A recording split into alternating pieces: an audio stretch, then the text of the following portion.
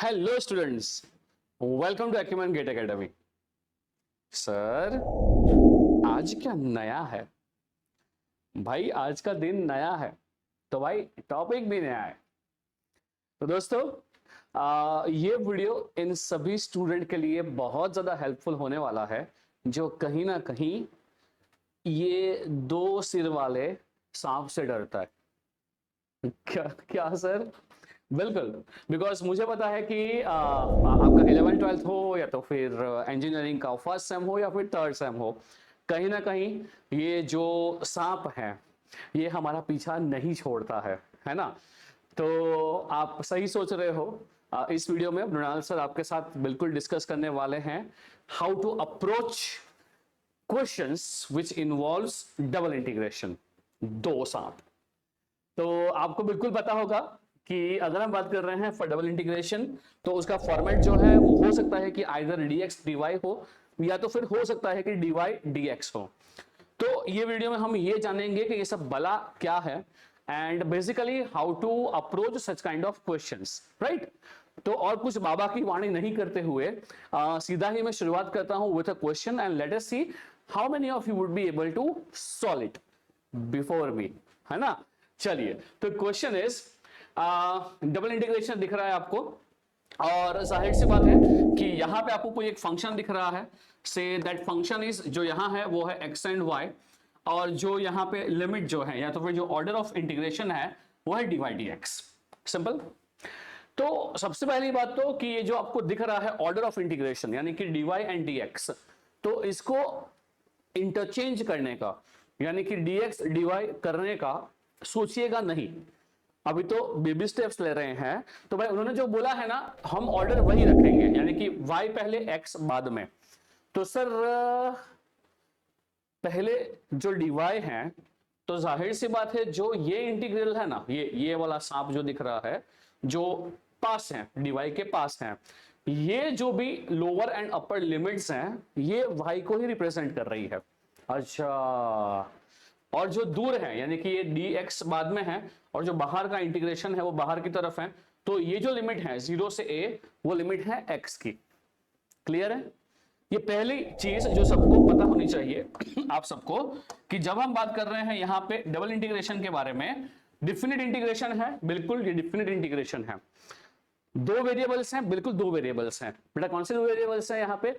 एक variable y है, एक वेरिएबल x है।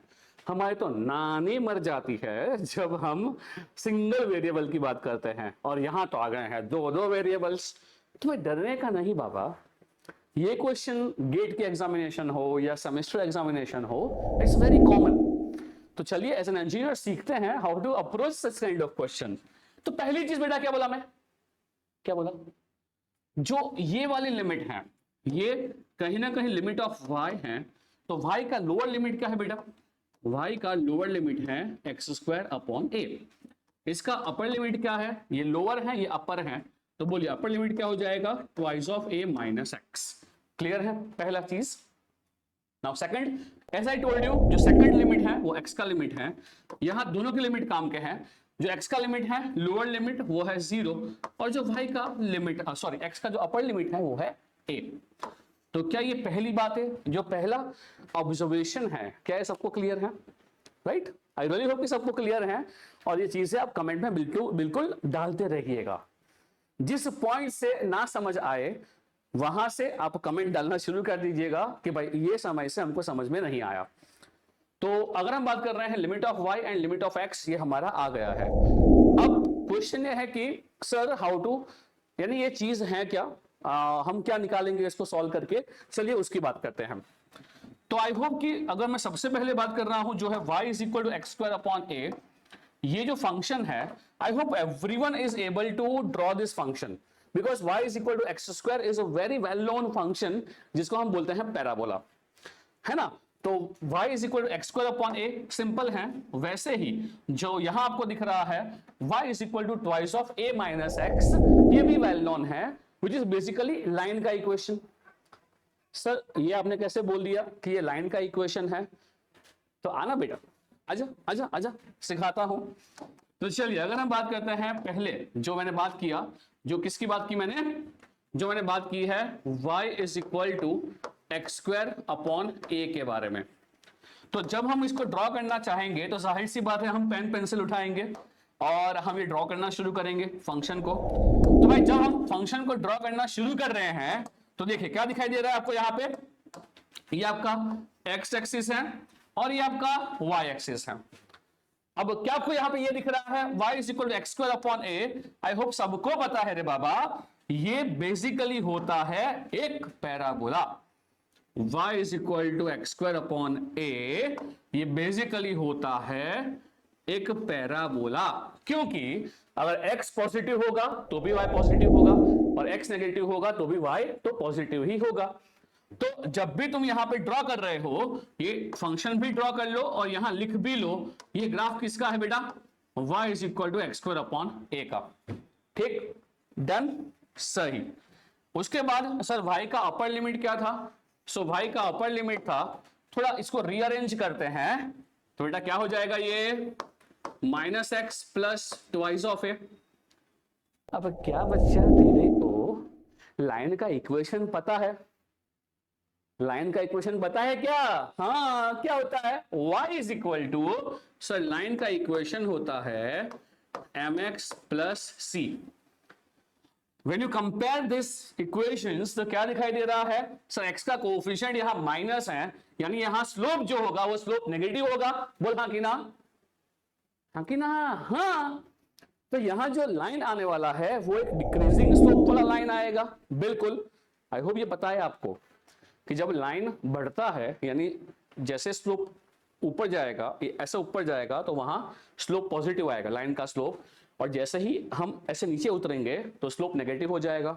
तो सर यहां बेसिकली हमको एक लाइन ड्रॉ करना पड़ेगा जिसका स्लोप क्या होगा, जिसका स्लोप नेगेटिव होगा। सर ट्वाइस ऑफ ए क्या है, वो कांस्टेंट है, उससे क्या होगा, जो हमारा डिक्रीजिंग स्लोप वाला लाइन है वो ऊपर नीचे शिफ्ट होगा। ठीक है, तो अभी हम c 0 नहीं मान रहे हैं, कांस्टेंट टर्म कुछ है और हमारा लाइन हमने ऐसा कुछ ड्रॉ किया है। आई रियली होप सबको ये बात समझ में आ रही है, बिकॉज ये सब बातें इंपॉर्टेंट हैं। तो जब आपने यहाँ पे एक लाइन का इक्वेशन बना दिया है या लाइन को ड्रॉ कर लिया है, भाई नाम पे लिख दो, ये लाइन क्या हो जाएगा, y इज इक्वल टू जो यहाँ पे लिखा है minus x plus twice of a, यानी एक हमारा हो गया y is equal to x square upon a, एक हो गया हमारा y is equal to minus x plus twice of a. ठीक है सर, अब क्या, इसके अलावा अगर हम देख रहे हैं तो क्या सबको यह दिखाई दे रहा है कि सर इसके अलावा x की भी अपर लोअर लिमिट थी? हाँ सर, x का लिमिट था 0 से लेके a तक का, तो बनाओ इसको भी, x इज इक्वल टू 0। क्या सबको पता है क्या होता है x इज इक्वल टू 0? हाँ, x इज इक्वल टू 0 क्या होता है sir, x is equal to 0 भी एक लाइन है। तो देख बेटा, क्या ये आपका x is equal to 0 line नहीं है?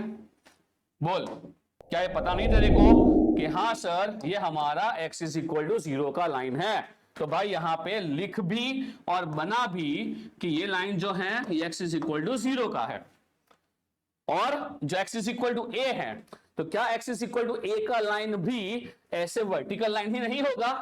हाँ, बट देख ध्यान से देख, अगर मैं इस पॉइंट की बात कर रहा हूं, ये पॉइंट तू बता सकता है ना, अगर मैं यहां पे ले रहा हूं कि सपोज ये पॉइंट का मुझे इंटरसेक्शन निकालना है, तो क्या निकालना पड़ेगा, एक बार रख के देख, अगर मैं x is equal to a put कर रहा हूं तो ये क्या, ये पॉइंट कौन सा होने वाला है, y इज इक्वल टू, यहां x का वैल्यू a पुट कर दिया तो a स्क्वायर अपॉन a, तो क्या वो a हो गया।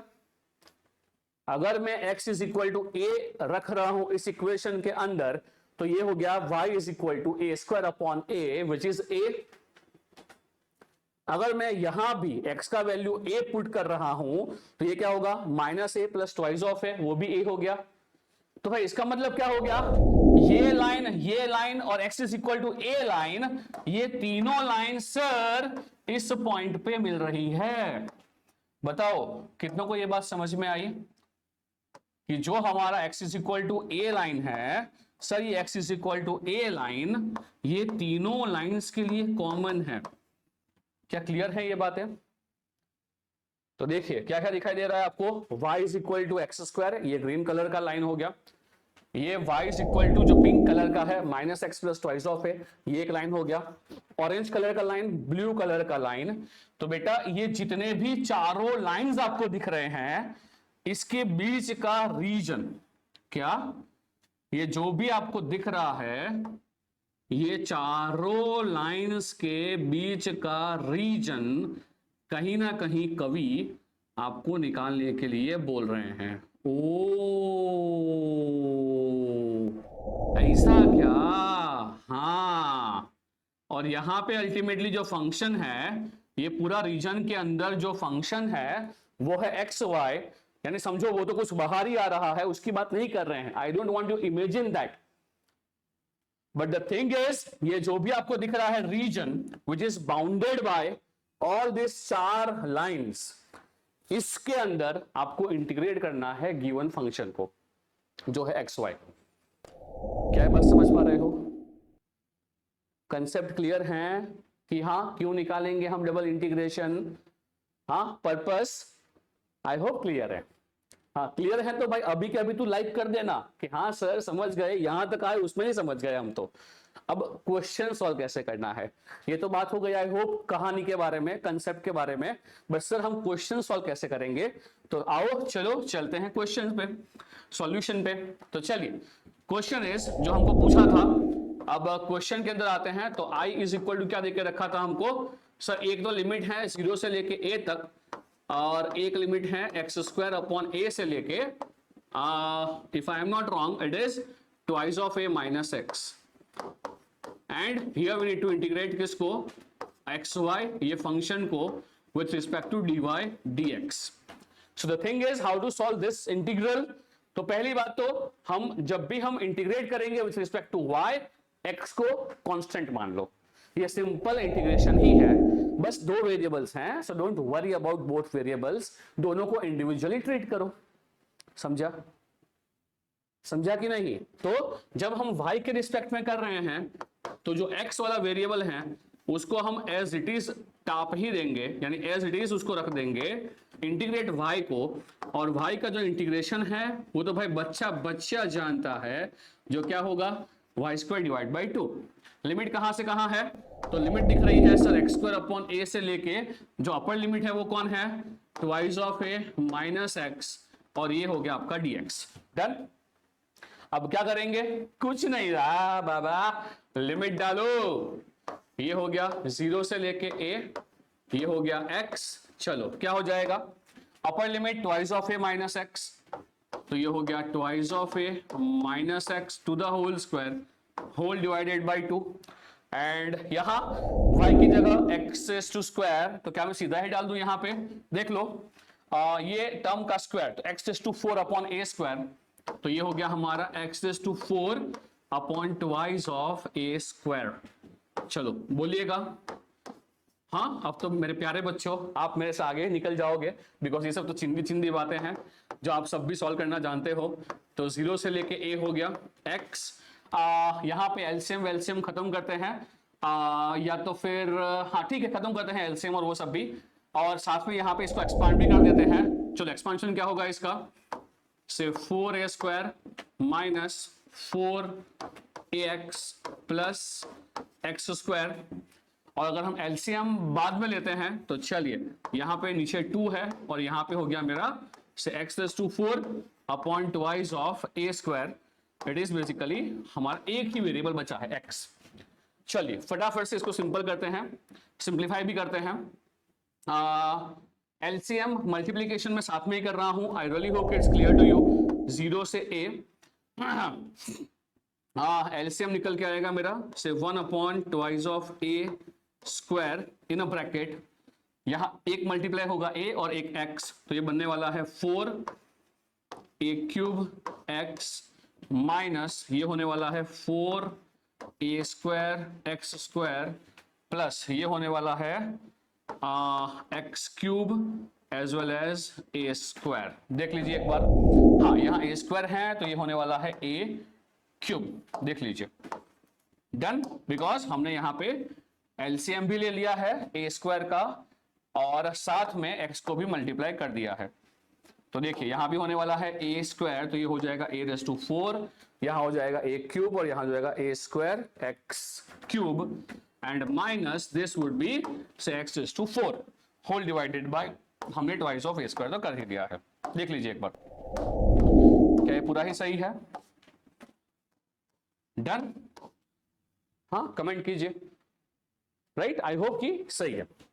अब अगर हम जा रहे हैं यहां पे for differentiation, sorry for integration, so let's go for the integration with respect to x। तो चलिए क्या हो जाएगा, सिंपल वन, बाहर जो है वो क्या है 1 upon twice of a square in a bracket, हम लिमिट एंड में ही डालेंगे, 4a raise to 4 4a raise to 4 x का इंटीग्रेशन होने वाला है x square divide by 2 minus this would be 4a cube in a bracket, x square का होने वाला है x cube divide by 3 plus x cube, अब sorry a square this would be x is to 4 upon 4 and last would be minus x is to 4 का integration, sorry x is to 4, x अंदर जाएगा तो ये होने वाला है x is to 5, तो x is to 5 का integration would be x is to 6 divide by 6 and limits are from 0 to a। देख लीजिएगा, आई होप ये पूरा ही सही है। वो तो मालूम पड़ ही जाएगा एट द एंड, अगर आंसर आया तो सही है, अदरवाइज मैंने कुछ तो गड़बड़ घोटाला किया है। चलिए, बट आई होप कि आप लोग स्मार्ट हो, तो आपका आंसर तो मेरे से पहले ही आ जाएगा। सो चलिए सॉल्व करते हैं, a का लिमिट डालते हैं। हो वेरी गुड, 4 ने 2 को मार दिया तो ये हो जाएगा 4a रेज़ टू 6, समझ गए ना, ये 2 और ये 4 गया तो ये 2 हो गया, अपर लिमिट डाल दिया, ये हो जाएगा 4 upon 3 a raise to 6। Very good, numbers तो बहुत ही आलीशान मिल रहे हैं। ये भी हो गया a raise to 6 divide by 4। ओहो, यानी तुम्हारी आत्मा ना यहीं पे तृप्त हो जानी चाहिए क्या, हा सही कर रहे हैं, बिकॉज ये कुछ तो अच्छे नंबर्स आना शुरू हो गए हैं। ओ बच्चों, आई रियली होप ये समझ पा रहे हो कि लोअर लिमिट क्यों नहीं डाला।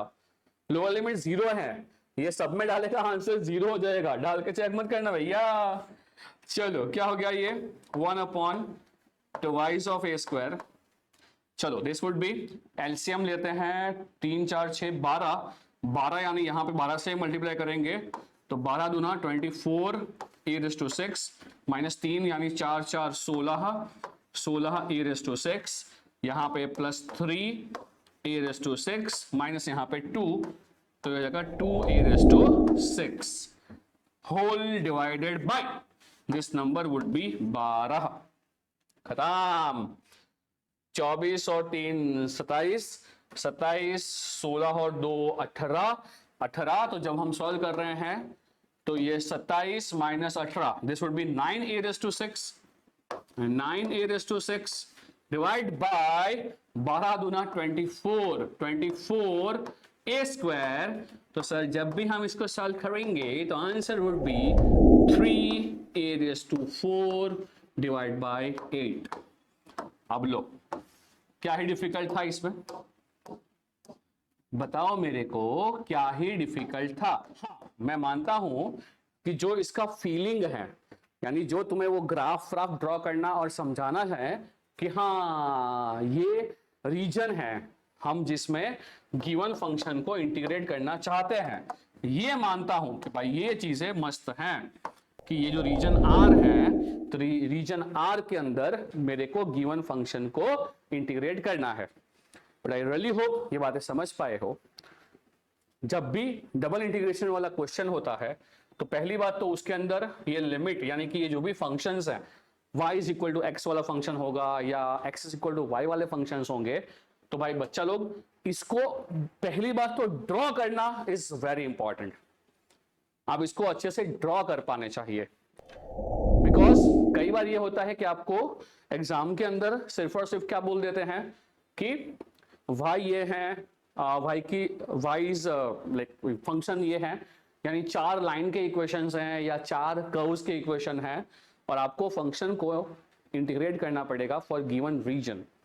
यहां तो क्वेश्चन आसान था, वर्टिकल स्ट्रिप यहां लेंगे तो भी आपका क्वेश्चन अल्टीमेटली वही था, बिकॉज वर्टिकल स्ट्रिप के अंदर हम y के पैरेलल इंजेक्ट करते हैं अपने आप को और y के पैरेलल ही हम बाहर निकल जाते हैं। तो ये क्वेश्चन में कहीं ना कहीं यहां देख पा रहे हो ये y is equal to x square upon a का कर्व है और ये बाहर निकल रहे हैं तो y is equal to minus x plus twice a का एक लाइन का इक्वेशन आ रहा है। तो कहीं ना कहीं यहाँ पे जो डबल इंटीग्रेशन है वो वर्टिकल स्ट्रिप लेके ही किया गया है, बट आपको तो ये इंटीग्रेशन ही सॉल्व करना था। तो वर्टिकल स्ट्रिप, हॉरिजॉन्टल स्ट्रिप, ये सब का कुछ मायने नहीं है।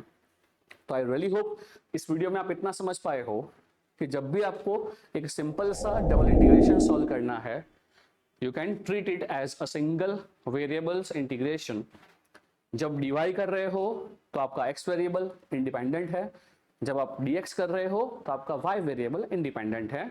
Consider both of this variables और integrations to be independent. So I really hope कि जो मेरा आंसर आया है ये आपका भी आंसर है, 3a⁴/8। तो I really hope you have enjoyed this. So please like कीजिएगा, शेयर कीजिएगा एंड अगर सब्सक्राइब नहीं किया है अब तक तो please subscribe to Acumen gate Academy for more such videos. और ऐसा कोई भी टॉपिक है in any other subject, you can comment in the comment section so that our team would be connected with you for all those topics. तो चलिए अच्छे से crack करते हैं कॉलेज के exams as well as GATE को together. Thank you so much for your time. मिलते हैं अगले वीडियो में। टिल देन सी या, बाय बाय, टेक केयर।